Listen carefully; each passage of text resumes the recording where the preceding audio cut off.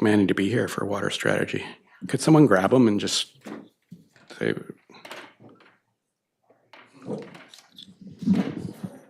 thank you.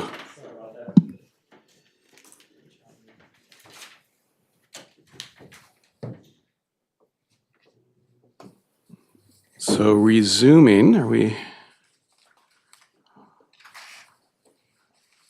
good to go? Resume? Okay. Resuming the special council meeting, we are moving to item 4.3, which is the One Water Strategy Implementation Plan, and yeah, we're going to be cooking soon again. The Director of Infrastructure Services is going to be presenting that. Thank you, Mayor. I think in the interest of everybody here, I'll try to keep it brief. In May, we came forward with the One Water Strategy, which was a project we had worked with Urban Systems and Waterline Resources, as well as with collaboration with the Regional District, which is kind of the culmination of all of the updated Aquifer 560 watershed agreement with the Regional District. And the One Water Strategy kind of set forward a bit of a path for us as the town and the Regional District to improve our understanding of the aquifer and make some operational and engineering improvements just for our own internal benefit as well as the benefit of collaboration.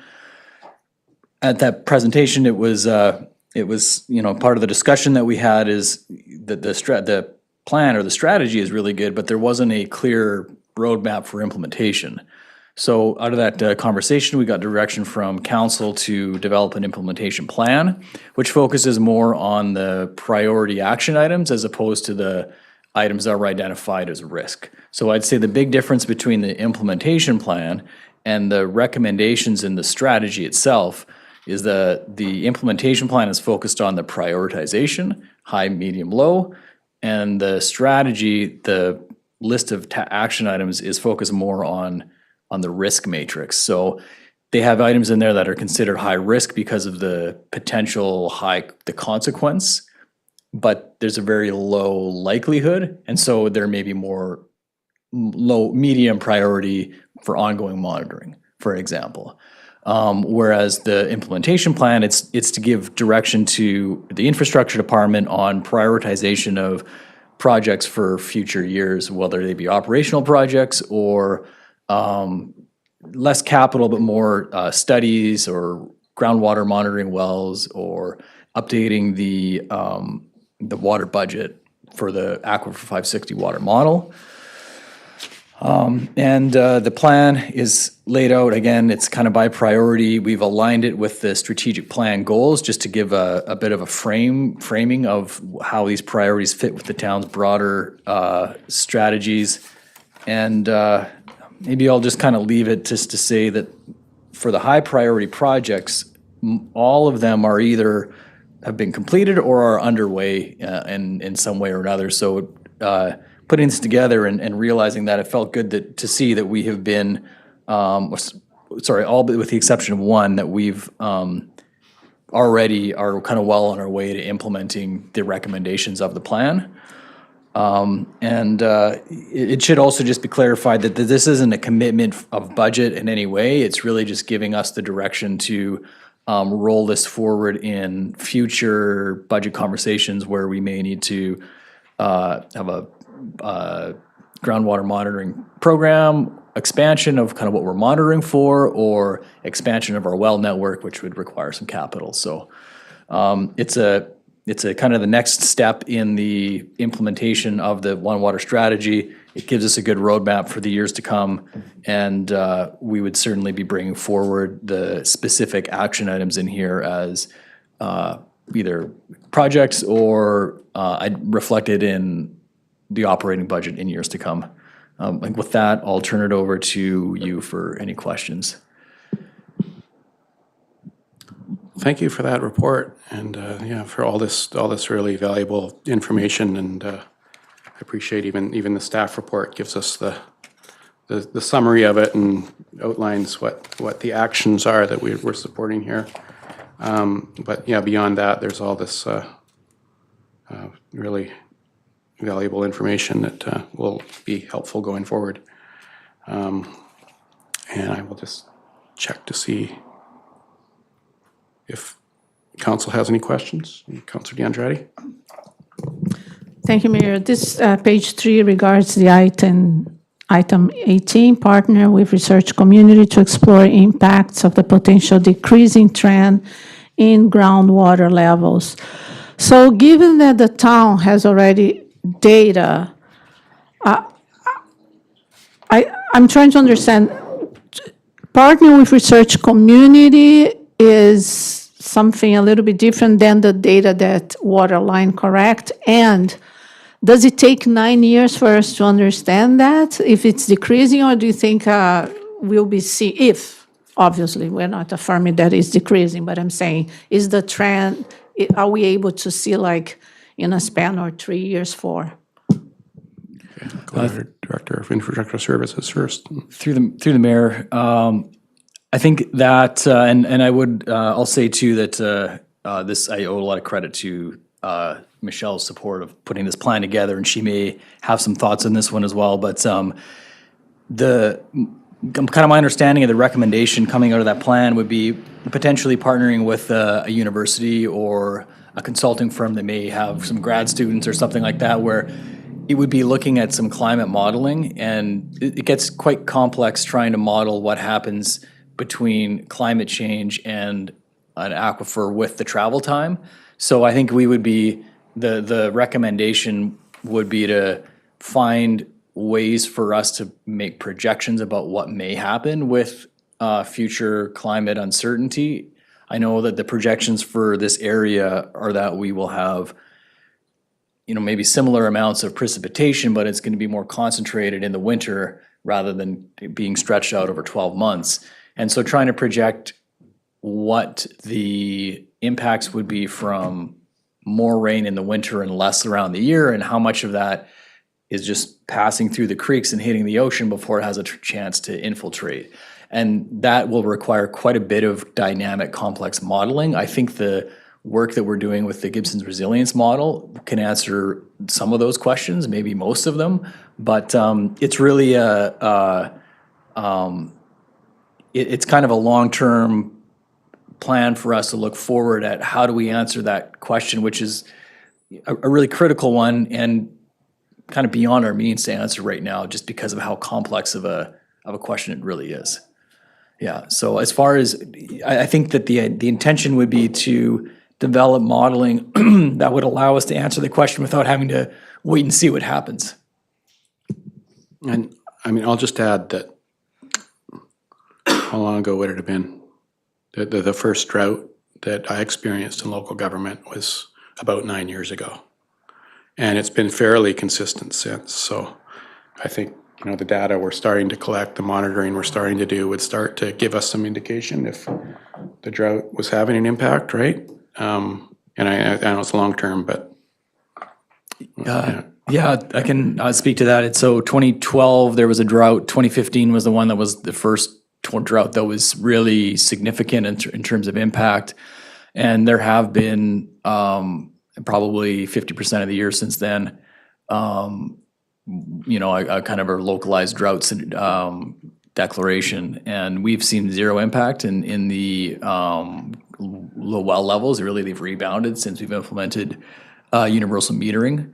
So we're not seeing any impact, but really and that's where the groundwater being kind of a more resilient source of water, because you're less prone to that seasonal drought. It's more, if we had a period of time where we had a really dry summer and a really dry winter, and if we had 3 or 4 years of that, then would we start to see an impact in the groundwater levels?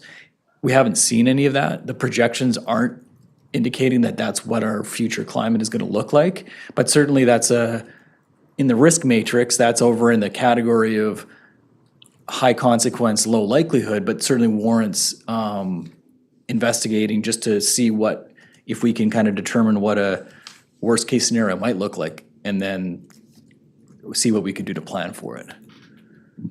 Director of Finance had his hand up.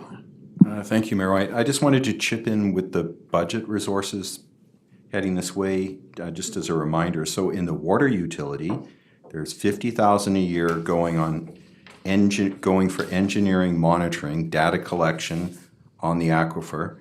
There's another 40,000, which isn't necessarily committed right away on anything, towards consulting and contingency, again in connection with water and the aquifer.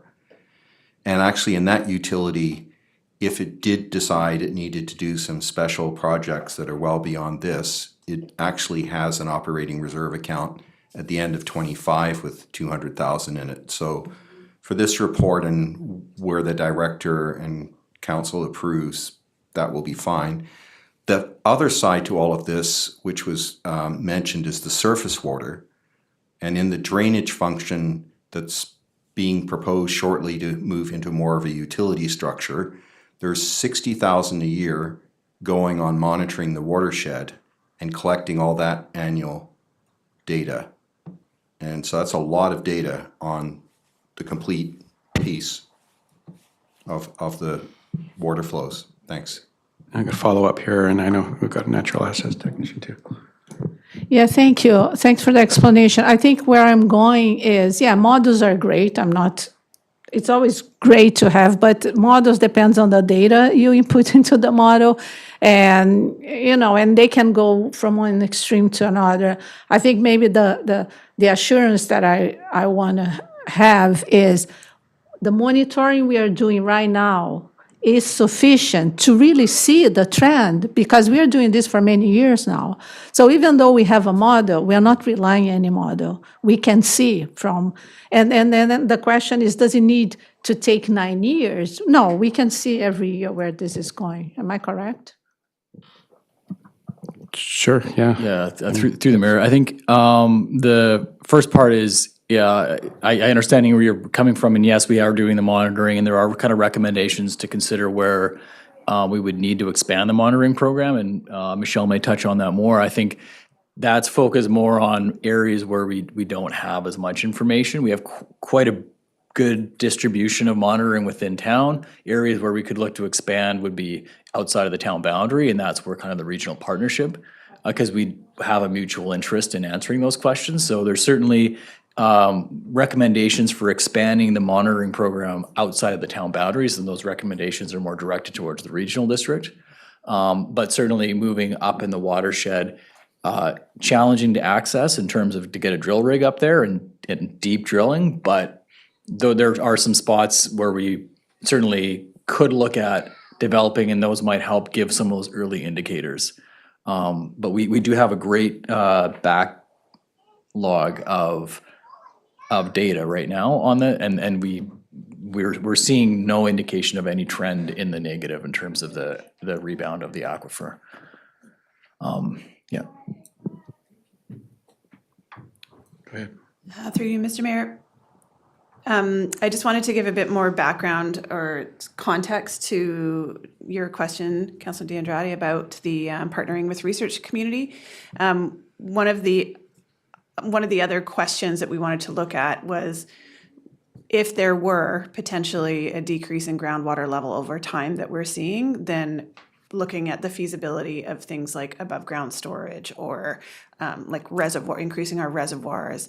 And I think that this kind of goes back to that, like whatever question you ask, you're going to get the answer to, but it doesn't mean that you're going to get answers beyond that. So like we don't even know what we don't know yet. And I think that there's an opportunity to, we work with Waterline extensively on monitoring, but until you, I think, start to engage with other, like with the research community, you may come up with questions that you hadn't even thought to ask. So like in the past, through the aquifer model updates, we look at, okay, what if there were a decrease in precipitation, by 15%, and what if there's increased water use? But there's other questions that we could ask too. Like those are very specific ones. And I think there's like an exercise too in futures thinking and like looking at scenarios that we haven't yet explored.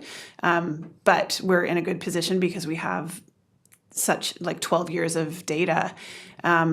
There's also the opportunity to, rather than drilling new wells in the upper watershed, there's private property owners that have wells into Aquifer 560, and some of them have reached out to us to say that they would be willing to allow the town to instrument the wells so that we could be collecting data ongoing. So it's just identifying through this, like the research community and others, where we might have gaps and where we have opportunities to get more information. Oh my God, are we not at the time of our GLHA meeting already? 20 minutes? Okay. Thompson?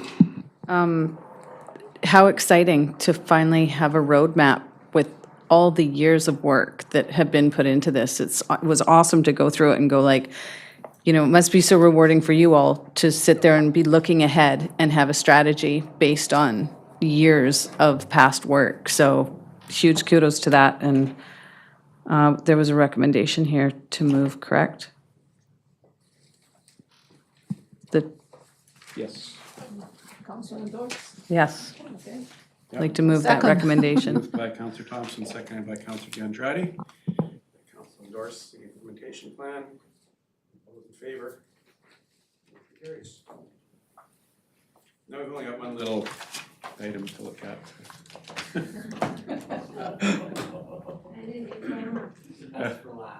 And then we've got in camera as well. We may have to recess again. Proposed that we've got our bylaw enforcement officer here to look at the proposed animal care and control bylaw. And it would be helpful to have an introduction of why for us today. I'll try and make this really, really quick.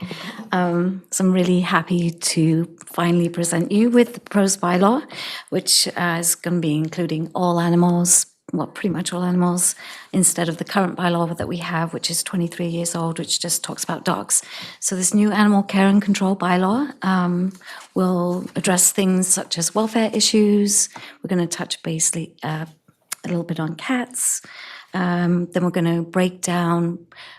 Presently, we only have the designation of a dangerous dog. We'd like to introduce one for an aggressive dog, so that won't be as hard-hitting for people that do have that. There'll be an avenue for them to appeal that and then have that removed, whereas at the present time, if we say your dog's dangerous, there's no recourse other than through Supreme Court, and that stays with that dog forever. So I think it'd be more user-friendly in that respect. This was done in conjunction with the SPCA to help them out to some degree with the welfare issues. Doesn't mean that we'll be necessarily dealing with them, but it will give us an opportunity to go in and see what's happening, report to them. That might expedite them coming up to the coast to look at it. We've talked about licensing and increasing the fees because they've remained untouched for 23 years. And also a new prohibited areas, as well as areas where dogs could be off leash. And I hope you had a chance to have a quick look through it, and if you have any questions, let me know. Yeah, so I think I speak on the council's behalf. We really appreciate all this work that's gone into updating this approach, and it's sorely needed, and we need to recognize it'll hopefully make our bylaw enforcement jobs easier to have everything updated and clear, and a lot of the troubleshooting that's gone on over the years addressed in the new bylaw. That said, we also know there's going to be a lot of interest in this probably, and people with their individual situations, and so I think I've always kind of seen that let's get this bylaw. And when we talked earlier about even having a workshop on it, but like, I think that the best, the approach we're taking here is like, let's get it out to the public. Let's get this on paper. People can have a look at it and bring back any concerns they have that might need to be addressed and tweaked in the bylaw before. And I know I see the recommendations here, but I had anticipated that maybe we would give it first reading, and then just as far as the public engagement would go, just make sure that, on our social media, and it's just communicated out there that people know. And I mean, obviously, I think our bylaw enforcement officers are communicating with people who might have concerns on a daily basis. So that just getting the information out there that people can review it and offer us input for second reading or third reading. Is that kind of what we anticipated, or Yeah. with the recommendations? Through you, Mr. Mayor, yeah, definitely, we want to hear from people. There's a lot of different things in this bylaw that we pulled from multiple jurisdictions. So just put it in there, but with the idea that if there's something that's not going to work, that we would have that removed or changed. Okay. Any questions, Councillor D'Andrade? Thank you, Mayor. I have great confidence in this bylaw because we've done workshops, and the SPCA is really supporting this bylaw, and this bylaw is on the books, on the works for many, many, many years with municipalities applying it. So I have great confidence that this is the best we can get. One thing, I just want to clarify, Schedule B, when I read, it feels there is a typo, but I just want to confirm because it says on-leash areas, all beaches between October 15 and April. Then off-leash, all beaches between the same date. Is it unless I misunderstood, but I think is an error, like just a type. Yes, through you, Mr. Mayor, I see that now. Yes, so it should be on leash between April and October, and then off leash. Yeah, thank you for pointing that out. Councillor Thompson? Yeah, I just want to say it's so well presented, and especially dealing with the aggressive dog versus dangerous dog. I mean, yeah, well done. And when we're talking about density, it's also really important to have a bylaw like this in place to be able to manage all the things surrounding that. And this is so thorough. So well done. I'm happy to move that. Moved by Councillor Thompson, seconded by Councillor D'Andrade, and I see the spectrum of public participation is in this report, and I think we're kind of taking the consult approach here, where a lot of the work has already gone into seeing all the individual issues that are out in the community and trying to address that in this, and now we're definitely looking to consult and get input into any changes, final changes that might need to be made. I think is probably where we're at, and I'll ask all in favor. That motion carries. So that was for first reading. That was that's kind of what I put out as the recommendation to get input. Yeah. Okay, great. Well, thank you, Sue. Thank you for sticking it out all afternoon to wait for this report. And should we just do in camera after, or try to do it in 15 minutes here? Shouldn't. Take too long. Okay. Well, let's do it, but we need to. Just for the sake, Michelle's here, so. Yeah.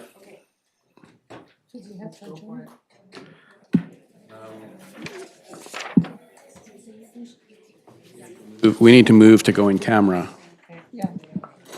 Moved by Councillor Thompson, seconded by Councillor D'Andrade. All those in favor? The motion carries.